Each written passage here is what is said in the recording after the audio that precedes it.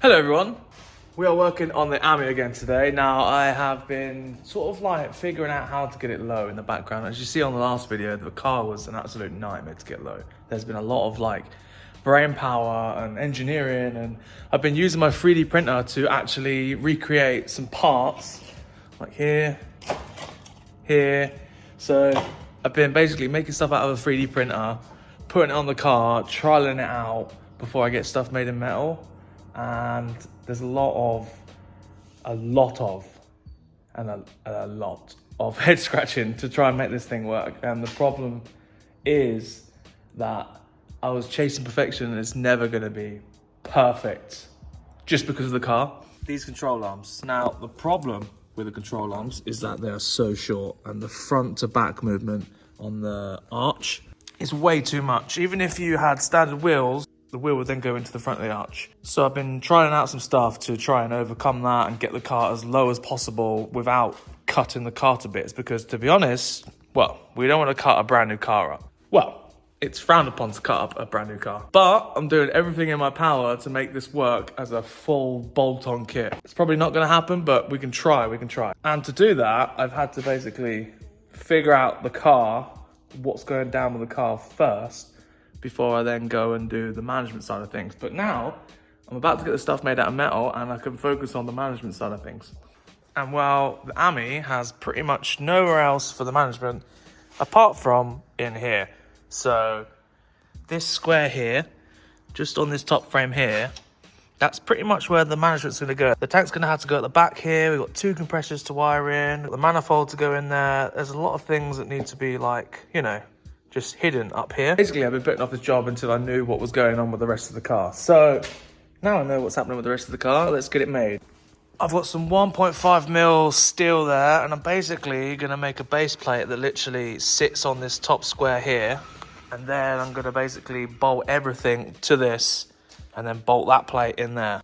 And some eagle-eyed viewers might realize that I've actually disconnected the battery. I've disconnected the battery here, disconnected the main battery, I've actually disconnected the ECU. Everything is unplugged on this car. Now, I'm not an electronic mechanic, but I'm still alive, so maybe I pass. I must add that we actually don't have as much space as you'd imagine, and you know, the plastic insert here actually takes up a lot of the room, so we've only got, well, here to here. So yeah, we've got to get a tank there, two compressors and a manifold, all in this position. So let's see what we can make up.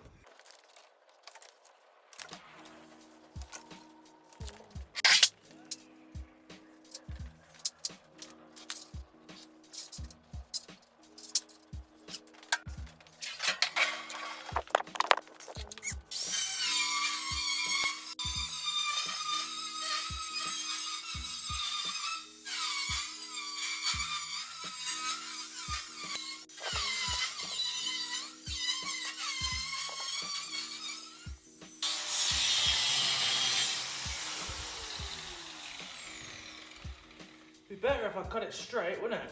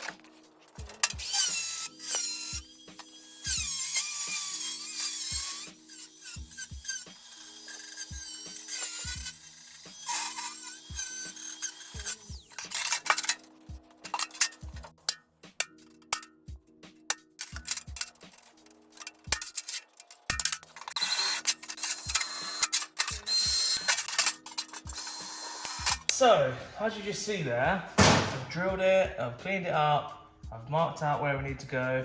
I've cut this little section out because the loom sits along here, and we're gonna basically riven up the plate onto the chassis, drill it, riv nut it, run a thin layer of foam underneath it so it doesn't vibrate. This mark here is where the plastic of the body is. So this plastic goes through here, and we've only got this much to play with. Now you're probably looking at this and going, wow, that's gonna be tight. And it's tighter than I imagined for a tank, 2 compressors and a manifold. Yeah, it's quite tight. But we've also got like the overhang here, so it's not the end of the world. I have roughly measured it, and I think we're gonna be okay. Biggest tank in the world. This here. This needs to go underneath here. And that can go in there. That needs to go something like this. We need 2.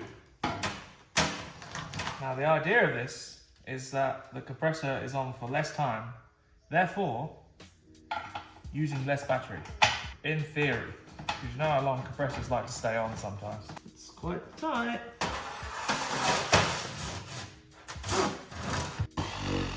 Doesn't leave a lot of room, does there?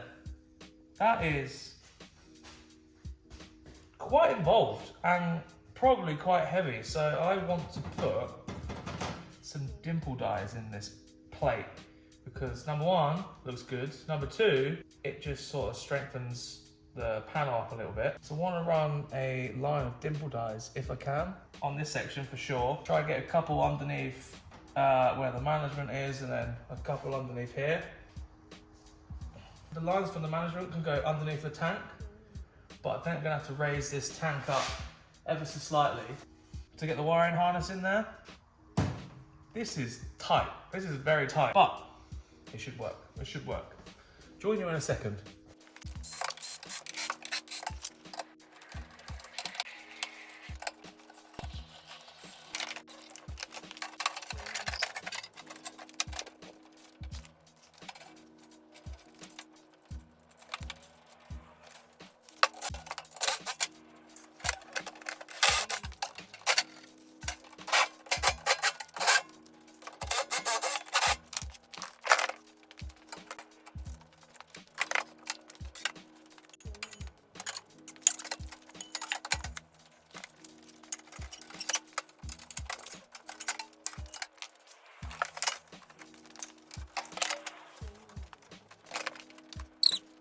Right.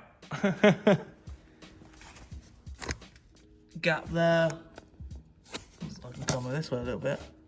Look at that. Gap there. Gap there. Wow, that is tight. Probably the only place that we can put it. Now I'm gonna make the tank level with like these uprights here. Bring this over a little bit this way. Just measure the gap from here and here. To get that central, we're gonna go central with the car. Whether the car's straight or not, I don't know. How much closer can we? Oh, right, okay. So the airlift management is like pretty much touching the tank there. That's why I got to raise the tank. You can see in the middle, just around here, that there is like a bow in it, and that's because there's a lot of weight in the middle, basically. My theory would be like, obviously, to dimple die it. Once I've got it all dimple dyed, I hope it should hold its rigidity and not bow as much. If it does bow a little bit, it's not the end of the world because it's just a bit of metal that's bolted into the back. It's not going to affect it. As long as it's not vibrating and bending too much, then it's going to be fine. Get that marked out, and then I can basically do everything on the bench pretty much. We have some progress. This is all mounted. Everything's mounted onto the plate. Obviously, I've got to undo it. These are all the holes that I've drilled for dimple dies. So this is a dimple die, and well, actually, this is a dimple die. This right here is a dimple die. So you drill the hole. That then goes through the hole. The radius on there is mirrored on the other one. And you put that through the hole. That goes on the other side. And you basically go like that, clamp it together. Obviously, you don't do it with your hand. You basically, I do it in a vise or nut and bolt either side. And that pulls the metal together and creates this dimple like that. And that adds a lot of strength to big flat panels like this. So started over there, that's where all those are going to be. Going to try and do 2 underneath here, another one under there, another one underneath the management, and then the other side under the tank as well. I think we're going to have to do some 90-degree fittings that go into the tank here. so they go straight up, because like this is where the plastic will be, and these are quite stiff, and I don't want to kink them, so they probably have to get 90-degree fittings that go straight up. This can go up here like that, blah blah blah. Space that up there. I'm probably going to space it up a little bit more because the management is still very close to the tank. Because everything is ever so tight, I've oversized everything, so if I need to move it over 3 or 4 mil, I can, because it's all oversized. So it's very, very tight in there, and I've given leeway to myself because you can't even get a pen in here to mark any of this stuff. So we'll see what happens.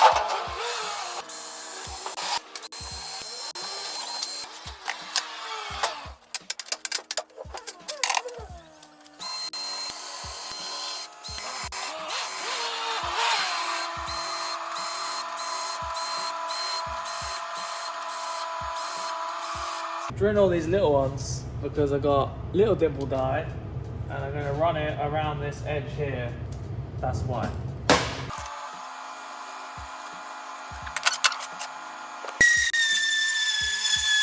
The reason I DA all that back is when I actually dimple die all these, I don't want the pen marks in the middle, because when I take a picture and put it on the internet, everyone's going to see the lines through it, and it's going to look like I don't know what I'm doing. So you've got to pretend that you do know what you're doing. On the other side, deburr every single hole before you clamp it with this, otherwise it's in the middle of your hole and it looks rubbish. Obviously de-aired it all back.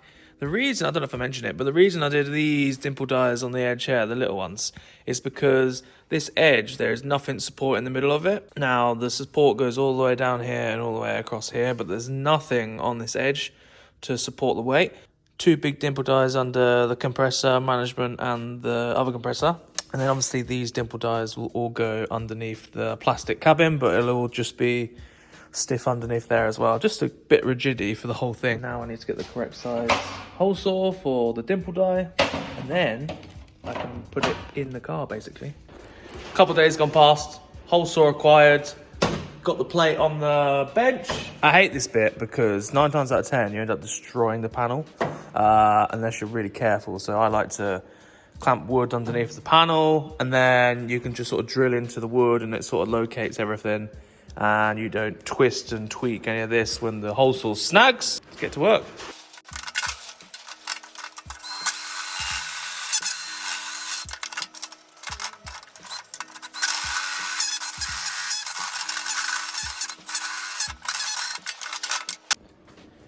This is what I don't really like about the hole saw. Maybe it's just because of my bit on here, it's got a little bit of play on it, but it wobbles a bit, and you get like that edge there. Now you can't really do much about that. And when you do dimple die it like this, because this now goes through, a bit of a rough edge. So I like to go around it with a file first, DA it again, and then press it. Right, so make sure you charge both of your batteries, otherwise you'll be in a predicament where you still need to cut a load of holes and you've got no battery power. So we're going to do the little ones here first. Now the little ones here, we can't really put anything more than an M6 through here, and usually I would nut and bolt this and clamp the metal together like so through here. Here's what I've just done. Now this is one of these ones. Can you see that in frame? Here you can. But yeah, we can only get an M6 through there, and because this is 1.5mm steel, if I manage to put a nut and bolt through and pull it together, it will just strip the threads off the bolt. So we're going to put it in the vise and tighten it up that way for all these little ones here. Make sure you get it the right way up, because it happens, you end up doing something the wrong way around, and it makes you really upset when you've done all this effort into one piece. So get it in the vise like that. Tighten it.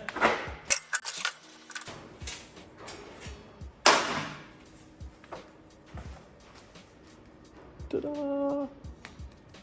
Nice, now I've got to do loads of those. Nice. Now, I need to finish these ones.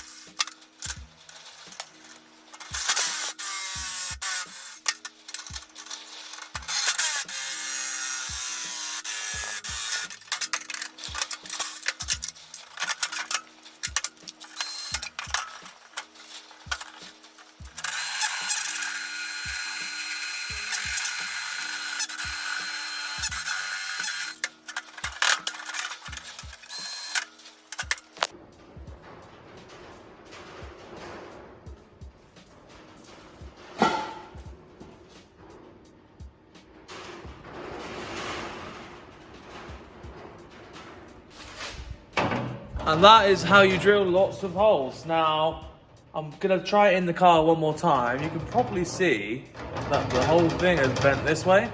Now, in the car, it was actually bending this way. So I'm pretty confident it's not gonna bend that way now, but it has gone this way. But we're bolting it along that edge. So hopefully when we tighten it down, it brings it back straight and everything is sweet. If not, I'll give it a bit of a tweak over the old knee, bend it on the knee, get it straight enough, and then it should just pull itself straight on the AMI frame. Try that in now for the first time after all these holes. And off camera, I'll have to take it all apart and paint it and paint the frame of the AMI. Those things rust like mad. I'm gonna paint it before the whole car goes rusty.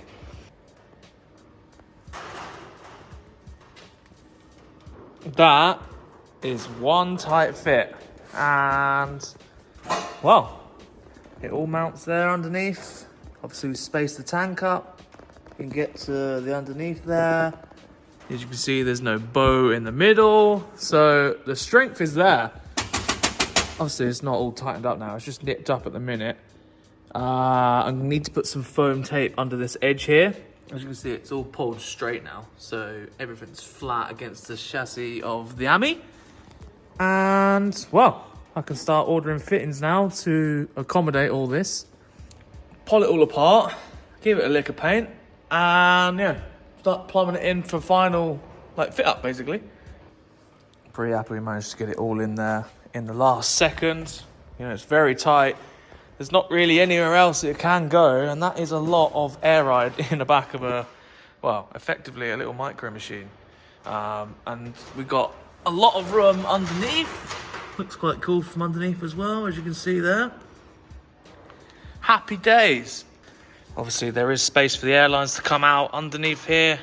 Like, they'll come out of here, and then they go back underneath here. There's some space here for the bumper.